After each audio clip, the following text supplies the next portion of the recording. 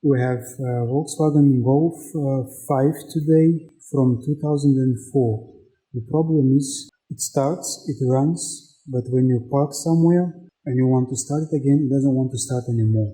So we have fault code P0627. It says problem with the fuel pump.